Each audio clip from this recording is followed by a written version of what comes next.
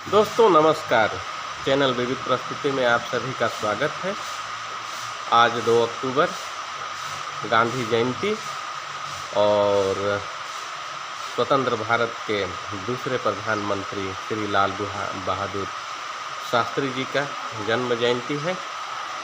आज यही जन्म जयंती विशेष में कुछ यादें, कुछ स्मृतियाँ। दोस्तों यूँ तो राष्ट्रपिता महात्मा गांधी के विषय में विश्वविख्यात चीज़ें, जो विश्वविख्यात बातें हुआ करती हैं, उसमें से प्रमुख अहिंसया परमो धर्मः, जो अहिंसा के मार्ग में चलकर, सविनय अवज्ञा के मार्ग में चलकर जो उन्होंने आज़ादी के लिए हमारे देश में काम किया और अंग्रेज़ों के चंगुल से हमारा देश भारत को आज़ादी दिलाई, उसी अहिंसा रूपी अस्त्र को विशेष करके उनके संदर्भ में याद किया जाता है और ये संदर्भ विश्वविख्यात है। साथ साथ आज हम कुछ स्मृतियाँ भारत के द्वितीय प्रधानमंत्री श्री लाल बहादुर शास्त्री जी के संदर्भ में स्मृतियाँ ताज़ा करेंगे। दोस्तों, लाल बहादुर शास्त्री जी को भी उनकी जीवटता और शालीनता के लिए याद किया जाता है और वो भी इन चीज़ों के लिए विश्वविख्यात हैं। दोस्तों, जब 1965 का युद्ध चल रहा था तो युद्ध विराम के लिए अमेरिकी राष्ट्रपति लिंडन जॉनसन के द्वारा शास्त्री जी के ऊपर दबाव बनाया गया था और अमेरिकी राष्ट्रपति लिंडन जॉनसन के द्वारा कहा गया कि अगर आप युद्ध नहीं रोकते हैं तो हम आपको, आपके जनताओं को भरण पोषण के रूप में दिए जाने वाला PL 480 के तहत जो दिए जाने वाला लाल गेहूँ है उसको हम बंद कर देंगे और आपकी भारत की जनता उसका भरण पोषण, उसका खाने पीने की चीज़ों में बाधा उत्पन्न हो जाएगी और हम ये लाल गेहूँ को बंद कर देंगे। तो शास्त्री जी इतने स्वाभिमान व्यक्ति थे कि उन्होंने अपना देश हित के लिए घुटना नहीं टेका और एक सप्ताह में एक टाइम उपवास रखने के लिए भारतवासियों को प्रेरित किया और इसका शुरुआत वो अपना घर से किए और वो अपना धर्मपत्नी से कहे कि आज हमारे घर में शाम का खाना नहीं बनाएंगे क्या और हम लोग सब परिवार उपवास रह सकते हैं। कहे कि कल मैं देशवासियों से अपील करने वाला हूँ कि अमेरिका के दबाव में न आकर हम अगर सप्ताह में एक दिन उपवास रखें, खाना न बने पूरे देश में, तो अमेरिका के दबाव में हम नहीं आ सकते हैं। उसके द्वारा दी जाने वाली PL 480 के तहत लाल गेहूँ जो दिया जाता है उसका आपूर्ति हो सकता है। तो उनके परिवार, उनके धर्मपत्नी के द्वारा उस शाम पूर्व संध्या जो देशवासियों को अपील करने वाले थे, उसकी पूर्व संध्या स्वयं के घर में, प्रधानमंत्री के घर में खाना नहीं बनता है और वे उपवास रहते हैं और सुबह देशवासियों से अपील करते हैं कि मेरे प्रिय देशवासियों, अगर हमको स्वाभिमान से जीना है तो जो अमेरिका के द्वारा, अमेरिकी राष्ट्रपति के द्वारा मुझे दबाव स्वरूप कहा गया है कि आप युद्ध नहीं रोकेंगे पाकिस्तान के विरुद्ध में, तो हम आपको PL 480 के तहत दिए जाने वाले लाल गेहूं का आपूर्ति बंद कर देंगे। तो क्या सप्ताह में एक टाइम उपवास करके इस आपूर्ति का पूर्ति करने के लिए आप लोग मेरा साथ दे सकते हैं।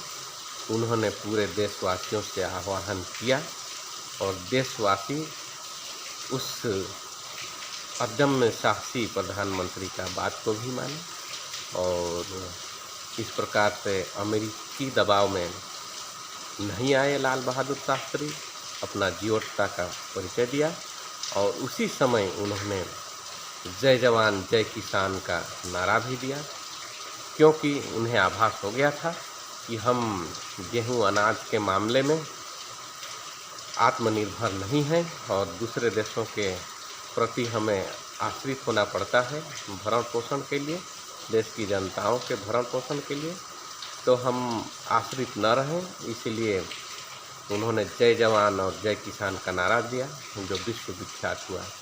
ये उनका विशेष विश्व विख्यात घटनाओं में जिक्र किया जा सकता है। और उनका शालीनता इतना था कि 1963 ईस्वी में जब वो नेहरू मंत्रिमंडल में गृह मंत्री के ओहदे में थे, तो कामराज योजना के तहत उनको इस्तीफा देना पड़ा। तो इस्तीफा देने के पश्चात अपने घर में चुनिंदा एक ही बल्ब जला रहे थे। तो उनका जो निजी सचिव हुआ करते थे, उन्होंने अब उनके शास्त्री जी के घर में जाके पूछा कि आपका घर में अंधेरा क्यों?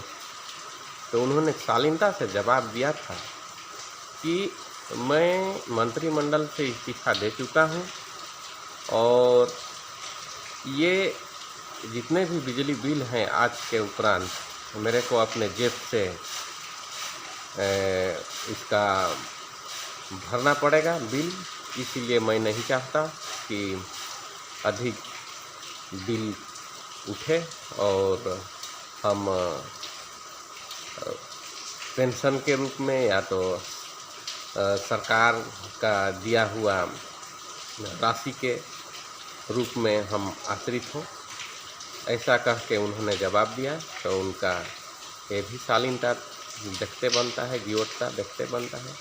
उसी प्रकार उनके जीवन से संबंधित और एक घटना स्मृति स्वरूप ताज़ा होता है इतिहास पढ़ने से, कि जब वो प्रधानमंत्री हुआ करते थे तो सरकारी कार्यों के लिए उपयोग में लाने के लिए उस समय तत्कालीन समय में उनको इम्पाला कार प्रयोग में हुआ करता था प्रधानमंत्री के रूप में। तो एक दिन उनके दूसरे पुत्र, जिनका नाम कुछ हम भुला रहे हैं, उनके दूसरे पुत्र के द्वारा 14 किलोमीटर, महज 14 किलोमीटर निजी उपयोग किया गया उनके पुत्र के द्वारा। तो उन्होंने उस कार के ड्राइवर से पूछा, बुलाकर उनको पूछा कि ये कार का इस्तेमाल मेरे पुत्र के साथ आपने कितना किलोमीटर किया? तो ड्राइवर महोदय सहज रूप से बताए कि प्रधानमंत्री महोदय, इस कार का उपयोग 14 किलोमीटर हुआ है। तो उन्होंने अपने निजी सचिव से साफ हिदायत दिया कि ये 14 किलोमीटर चलने का जितना भी खर्चा आता है वो मेरे निजी खर्च में लिखा जाए और हमारे परिवार से वो रकम ली जाए और सरकारी खजाने में उसको जमा किया जाए। कहे कि 14 किलोमीटर निजी प्रयोग में ये कार चला है और प्रधानमंत्री के रूप में मैं इस इम्पाला कार का उपयोग मैं देश हित में, देश के कार्यों में करता हूँ, न कि निजी कार्यों में। तो दोस्तों, कहने का मतलब ये है कि उनका शालीनता, जीवटता कितनी विराट थी, कहना चाहिए। आजकल के नेताओं को देखिए कि सरकार द्वारा दिए गए कारों का इस्तेमाल सब्जी खरीदने तक कर दिया जाता है। कई सरकारी अफसर भी अपने मिसेस और ड्राइवर को बाज़ार तक भेज देते हैं गाड़ियों में, लाल बत्तियों में। कई मंत्री मिनिस्टर के बेटे भाई उस कार का उपयोग करते हैं जो कि सरकारी खजाने से चलता है, टैक्स पेयर के पैसों से चलता है।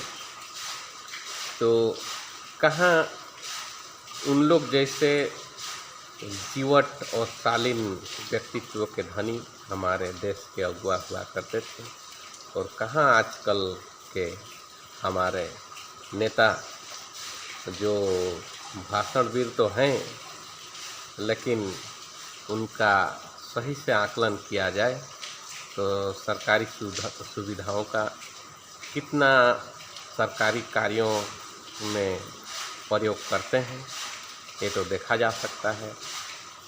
कारों का बिजली आपूर्ति का या तो टेलीफोन बिल का, ये सब चीज़ का कितना सरकारी कार्यों में इस्तेमाल होता है ये तो देखने की चीज़ है।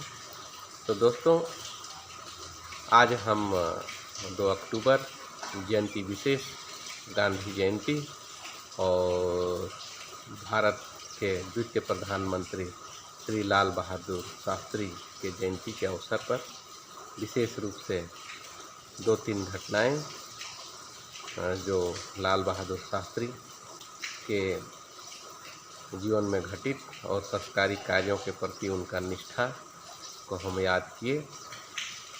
और जब उनका ताशकंद में देहांत हुआ तो उनको कांधा देने वाले सोवियत रूस के राष्ट्रपति और धुर विरोधी पाकिस्तान के राष्ट्रपति महोदय उनका ताबूत को आगे से कंधा दिए।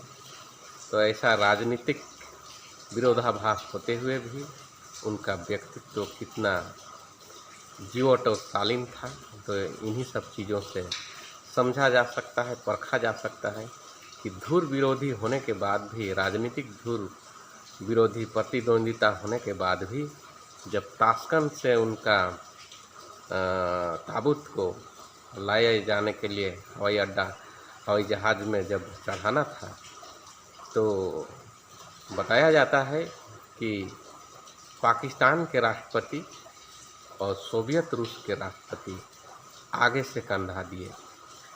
तो ये उनका व्यक्तिगत शालीनता और जीवटता का जीत था।